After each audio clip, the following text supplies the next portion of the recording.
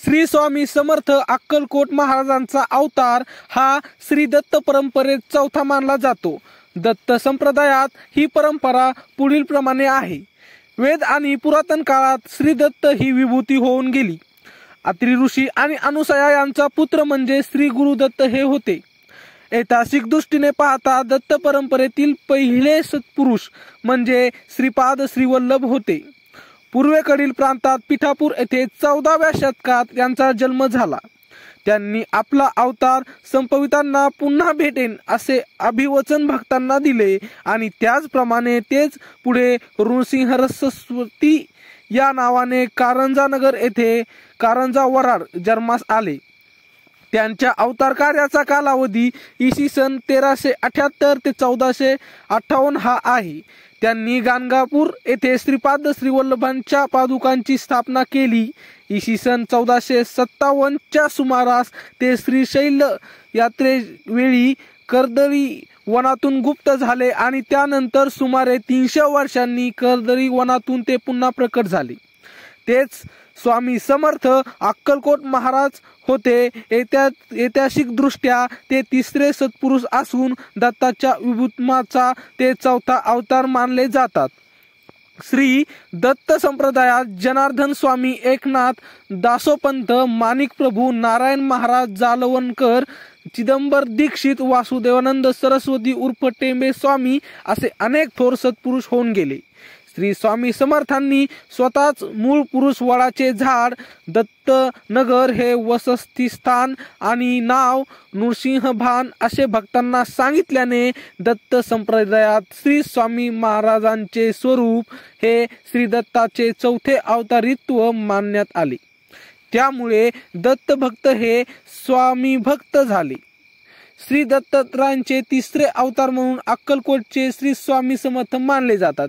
आपला अवतार समाप्तीच्या वेळी श्री सरस्वती श्रीशैल्य येथून कर्दळी वनामध्ये गेले। ते तेथे तपश्चर्येला बसले। मध्ये 350 वर्षे गेली। त्या भोवती वारुळ तयार झाले। एके दिवशी एक लाकूड तोडताना त्यांचा घाव चुकला आणि तो वारुळावर पडला। त्या वारुळातून श्री स्वामी समर्थ प्रकट झाले असे सांगितले जाते। लाकडे तोडताना कुऱ्हाडीचा घाव वारुळावर बसला व तो श्री स्वामी समर्थांचे मांडीवर लागून श्री स्वामी समर्थ समाधीतून जागे झाले। तो कुऱ्हाडीचा वार त्यांचे मांडीवर स्पष्ट दिसत असे। श्री स्वामी समर्थ तेथून श्री काशी क्षेत्री प्रकट झाले। तेथून गंगा काठाने कलकत्ता जगन्नाथपुरी मार्गाने गोदावरी तीरीवर आले। प्रथम श्री स्वामी समर्थ मंगळवेढे ग्रामी प्रकट झाले। ते रानात वास्तव्य करीत क्वचित गावात येत। गावात एक ब्राह्मण कुटुंब होते।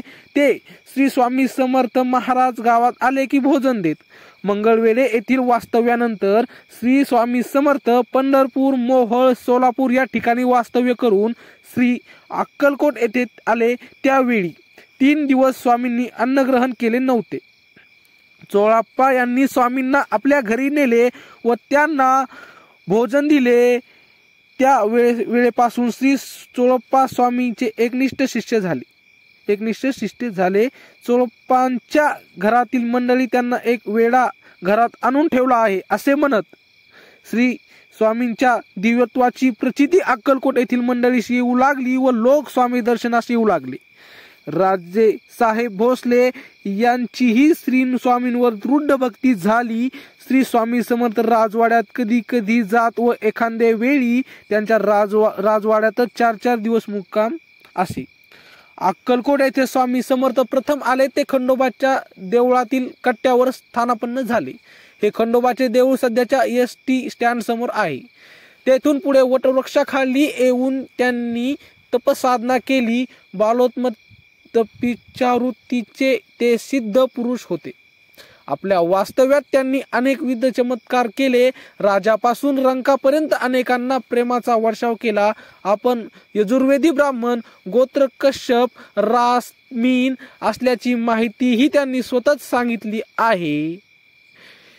शिष्यवृद्ध श्री बाळप्पा व श्री चोळप्पा यांच्यावरही त्यांनी कृपा केली। श्री स्वामी समर्थांची कांती दिव्य तेजपूज्य होती। शरीराचा वर्ण गोरा होता। ते अजानुबाहू होते। तेथून स्वामींनी संपूर्ण देशात सर्वत्र भ्रमण केले. विविध ठिकाणी ते विविध नावांनी प्रसिद्ध होते.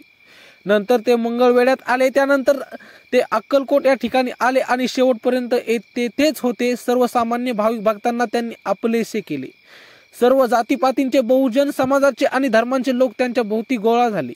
त्यांचे बाह्य आचरण काही वेळा बालक भावाचे तर काही वेळा अतिशय रुद्र असे होते. त्यांनी अनेकाचा अहंकार दूर केला, अनेकांना सत्मार्गाला लावले.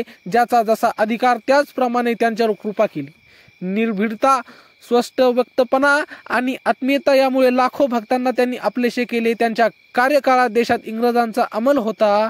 इंग्रज शासनाच्या वरट्यामध्ये जनता भरडत होती. तिचा आत्मसन्मान त्यांनी जागृत केला. त्यांच्या भक्तांमध्ये हिंदूप्रमाणेच मुसलमान, ख्रिश्चन इत्यादी धर्मांचे लोकही सामील होते. त्यांच्या भोवती मोठा शिष्य परिवार तयार झाला होता. प्रत्येक शिष्याला त्यांनी त्यांच्या क्षमतेनुसार कार्य दिले आणि परंपराची पताका दिली. श्री स्वामी समर्थांच्या विविध शिष्यांद्वारे श्री स्वामी समर्थ परंपरेचा विस्तार फार मोठ्या प्रमाणावर झालेला आहे.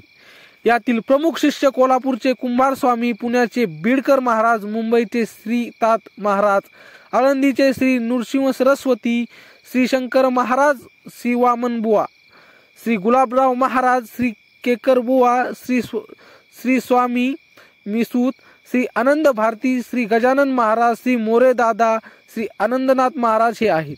या शिष्यांनी विविध ठिकाणी श्री स्वामी समर्थाचे मठ स्थापन केले आहेत. तसेच श्री स्वामी मंदिरे आणि सेवा केंद्रे सुरू केली आहेत.